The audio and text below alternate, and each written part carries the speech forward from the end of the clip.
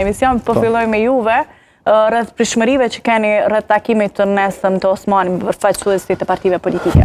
Praktikisht, presidentja besoj që po e bën një lëvizje të pritshme, sepse është pozicioni saj politik në kuadër të hapësirave kushtetuese që i ka që të bëjë një zgjidhje ose një përpjekje për një zgjidhje për tejkalimin e një blokade e cila të çon drejt krijimit të institucioneve pastaj të qeverisë konkretisht.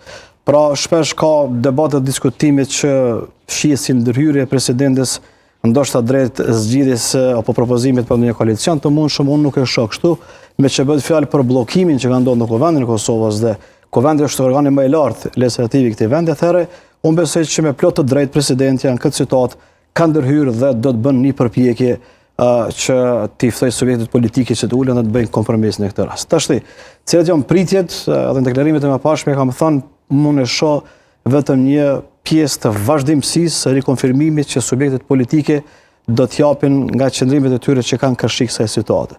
Çka do të thotë? Kjo do të thotë që lëvizja vetëvendosje do të deklaron që siç dihet kryetari i Kuvendit i takon këtë rast vetëvendosjes, në anën tjetër partitë opozitare do të deklarojnë që janë për një kandidat tjetër dhe jo këtë që e propozon vetëvendosja, dhe një farforme, një konferencë e radhës për media që do të shihet nesër nga ky takim. E mirë është që do të marrin pjesë gjithë liderët e spektrit politik. Unë uroj që të ndodhë diçka konkrete, sepse vendi ka nevojë për një zhbllokim dhe me shku tutje, por personalisht nga ajo çka faktikisht përcjellin, nga ajo çka di dhe në bazë të informatave që kemi, pritjet janë të vogla që mund të ketë diçka konkrete në këtë drejtim.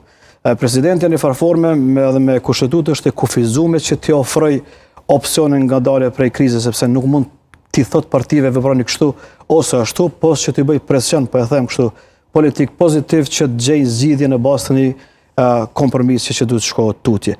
Edhe në këtë situatë partitë po e fajsojnë njëri tjetrin në vërditë se kush është ai bllokuesi, dhe e thash edhe një herë, nesër ka në bezgjas seancë radhës, që është e 16, edhe ajo do të kaloj si çdo ditë tjetër, dhe këtë rast edhe takimi po ashtu do të kaloj si çdo ditë tjetër. Tash, cili është qëllimi në këtë rast i vetëvendosjes? Për mua këtu mbesin në dy opsione që unë i shoh në tavolinë. Opsioni 1 është me shku në zgjedhje, dhe opsioni 2 është një koalicion i madh mes lëvizjes vetëvendosje dhe Partisë Demokratike të Kosovës, ani pse në spektrin politik gjanë, në mesin e qytetarëve, votuesve, por dhe brenda këtyre subjekteve nuk shihet si mundshëm për shkak të klimës politike, por siç e ka thënë vetë Kurti në letrën drejtuar LDK-s, aty ku ka dallime pikërisht fillon diskutimi për me bëni një koalicion. Për mua, unë shoh dy opsione këtu, një vendim të përgjithshëm të subjekteve për caktimin e datës së re të zgjedhjeve, ose një koalicion stabil me shumicë shqiptare që është në mes të lëvizjes vetëvendosje dhe Partisë Demokratike të Kosovës.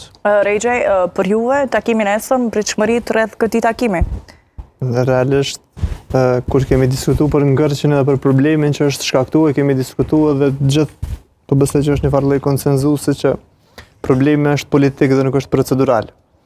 Ne nuk kena probleme as procedurale, as kushtetuese, as ligjore. Domethënë gjithçka është e qartë në rrugën drejt konstituimit të Kuvendit.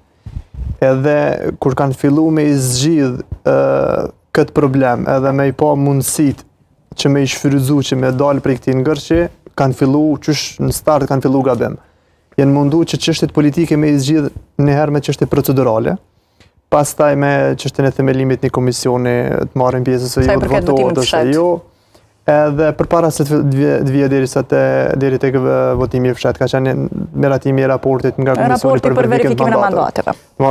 E para kanë filluar me diçka procedurale, e që betejë realisht ka qenë politike. E para që është e pamundshme me vazhdu me diçka tillë, e te i kalon, po provojnë me diçka tjetër, që është me një komision me ndërrem një mundësie të votimit, një mënyrë të votimit që prap nuk është zgjidhja, sepse problemi është politik. Nuk mundemi me zgjidh ngërçin politik me çështje procedurale, ligjore, kushtetuese. Ne e kemi shumë të qartë, kemi një akt vendim të gjykatës kushtetuese që i tregon që e drejta për